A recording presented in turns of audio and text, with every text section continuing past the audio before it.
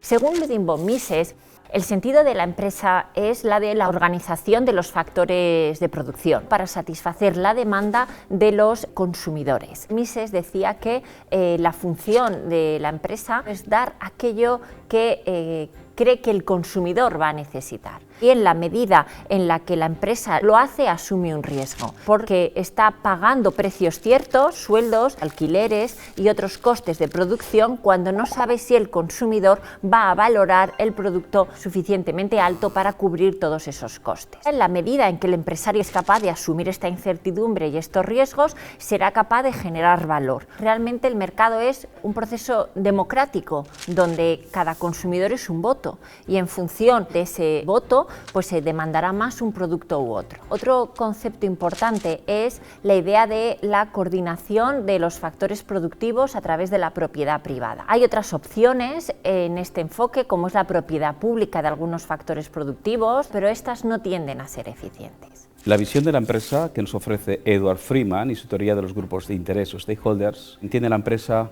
como un agente económico, pero también social, en el que participan una serie de personas y colectivos. Estos grupos de interés que participan y se relacionan con la empresa no solo incluyen accionistas o propietarios, sino también empleados, clientes, proveedores, administraciones públicas, competidores, comunidades locales y un largo etcétera. Cada uno de ellos tiene unos intereses legítimos que deben ser reconocidos y considerados desde el ámbito de la empresa. Así, por ejemplo, los propietarios o accionistas buscan su legítima recompensa en forma de mayores beneficios empresariales que irán a sus manos. Por su parte, los trabajadores, mejores condiciones laborales o remuneración, o en el caso de los clientes, que desean productos y servicios de la mayor calidad a un precio lo más competitivo posible. En definitiva, la empresa debe dejar atrás la primacía de los accionistas y propietarios y su única responsabilidad, maximizando su riqueza, hacia un nuevo propósito empresarial que, además del necesario objetivo económico, incluye responsabilidad compartida con la sociedad y el medio ambiente que la rodea. De esta forma, la empresa se concibe como un agente muy potente de cambio social que innova y contribuye al desarrollo sostenible.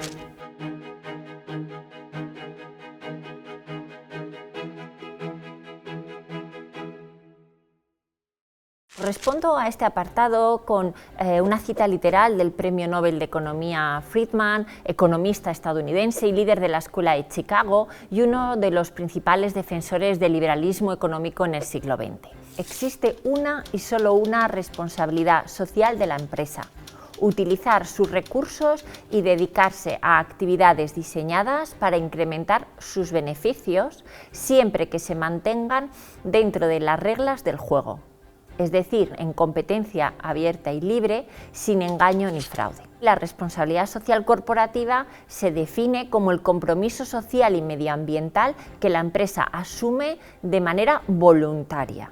Claro, pensando en esto, pues diríamos, hombre, pues Mises, Friedman no están de acuerdo en la RSC. Pero realmente puede resultar engañoso y creo que es necesario hacer algún matiz. En primer lugar, las empresas crean empleo, ayudan al crecimiento económico, al desarrollo de la región y sí que podríamos decir que con esto se está cumpliendo con responsabilidad social corporativa. Pongamos un ejemplo más doloroso o más puntero. El tema del compromiso medioambiental. ¿Debe la empresa comprometerse medioambientalmente? Lo automático, sobre todo hoy en día, sería decir que sí. Pero vamos a pensar si voluntariamente la empresa debe hacer esto. La respuesta es, ¿nosotros como usuarios estamos dispuestos a pagar más por ello? Por lo tanto, el tema de la sostenibilidad y de la responsabilidad social corporativa tiene sentido si los agentes, los mercados en los que la empresa se relaciona están dispuestos a pagar más por ello. Para Freeman, la responsabilidad social y ambiental de la empresa debe ir mucho más allá del mero cumplimiento de la ley. La concibe como un motor de cambio que debe ser considerado al más alto nivel de la empresa, guiando sus decisiones estratégicas y proporcionando un nuevo propósito a la empresa, más allá del meramente económico. La RSC implica que el valor creado por una empresa se crea y se comparte con todos sus grupos de interés, generando de esta forma valor económico, social y ambiental. Para Freeman, la RSC se concibe como un cambio en la forma de pensar de propietarios, directivos y accionistas, incluyendo explícitamente la ética en los negocios. De esta forma, una empresa es social y medioambientalmente responsable cuando reconoce su impacto en los demás y actúa en consecuencia para mejorarlos. Mejores condiciones laborales incluyen mayores retribuciones, flexibilidad horaria, autonomía, formación, promoción profesional o gestión de la diversidad o cuidado de la salud mental de los trabajadores. Todas ellas son claves para atraer, motivar y retener al personal humano. Por otro lado, teniendo en cuenta la legitimidad y reputación empresarial, ¿qué empresa que pertenezca a sectores altamente contaminantes como gas o petróleo, transporte o textil pueden seguir dando la espalda a la crisis climática? Finalmente, aunque resulte obvio, desde la perspectiva empresarial, no tienen cabida modelos de negocios sociales y ambientales sin una viabilidad económica que satisfaga las necesidades de sus legítimos propietarios, accionistas, inversores y prestamistas.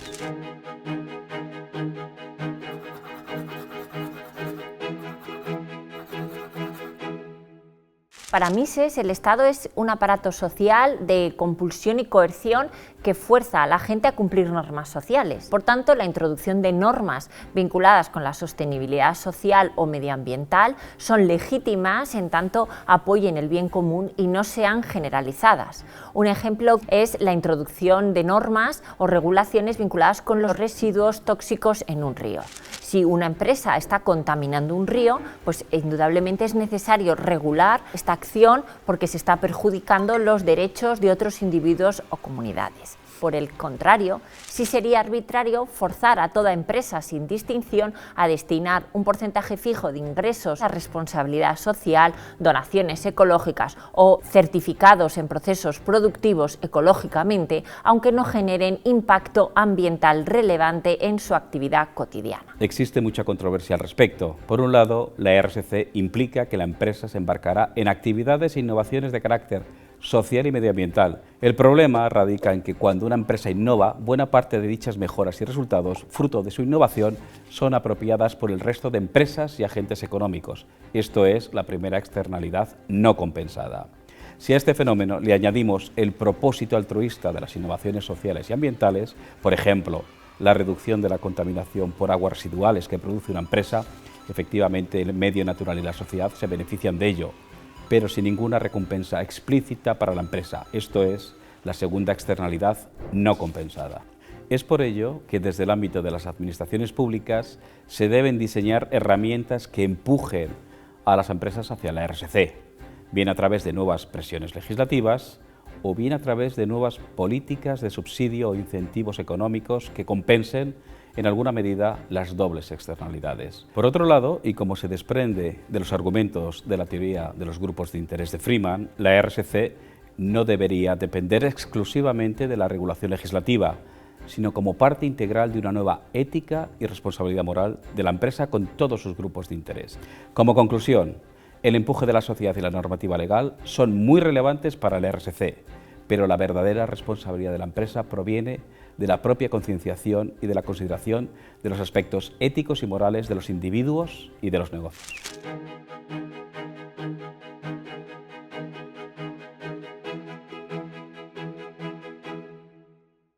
En la época de Mises o de Friedman no existía la sostenibilidad tal y como se entiende hoy en día. Hoy en día la sostenibilidad tiene tres grandes dimensiones: la económica, la social y la medioambiental.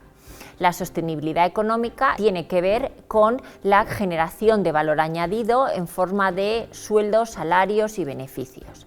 En relación con la sostenibilidad medioambiental, se deja claro que el Estado sí puede intervenir cuando hay externalidades negativas, es decir, reconoce el papel de la regulación ambiental, pero como función del Estado, no de la responsabilidad social de la empresa como tal.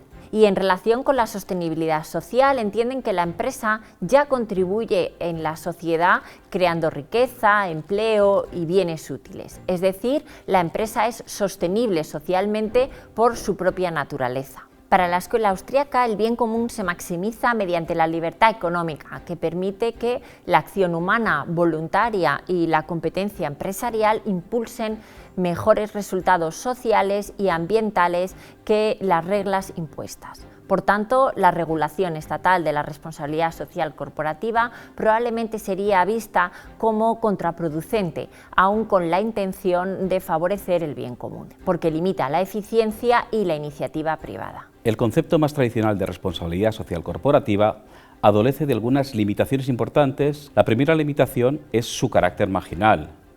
La RSC tiene un bajísimo peso relativo invertido en relación con el volumen de los negocios de la empresa.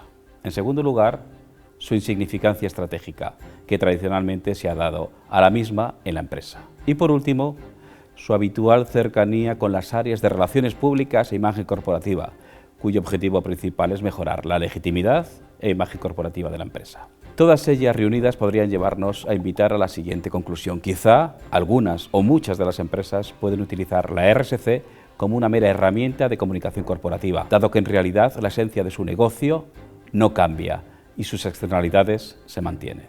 Frente a esta postura, la sostenibilidad social y ambiental en los negocios propugna cambios muy significativos y de profundo calado en la empresa, es decir, en la estrategia y las operaciones empresariales, redefiniendo tanto su misión y otorgando un propósito a la empresa más allá del económico. Además, la sostenibilidad supone una redefinición de sus procesos productivos y de los productos de la empresa, haciéndolos más amigables con el medio ambiente y con la sociedad que les rodea, reduciendo tanto como sea posible desde un punto de vista tecnológico el impacto o huella medioambiental de la empresa. En este punto me gustaría comentar alguna decisión actual, aparentemente extraña o rara, que va en este sentido. En el año 2022, en la región de Murcia, el Mar Menor adquirió personalidad jurídica propia mediante la Ley 19/2022, tras una iniciativa legislativa popular.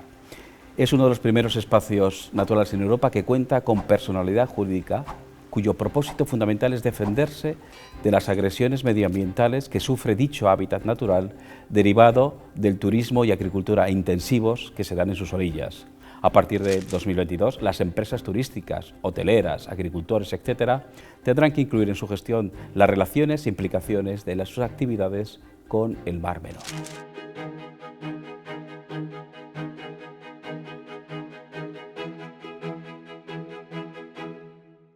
El empresario coordina, pero no lo hace mediante la coerción, sino a través de contratos y acuerdos libres con trabajadores, proveedores y clientes.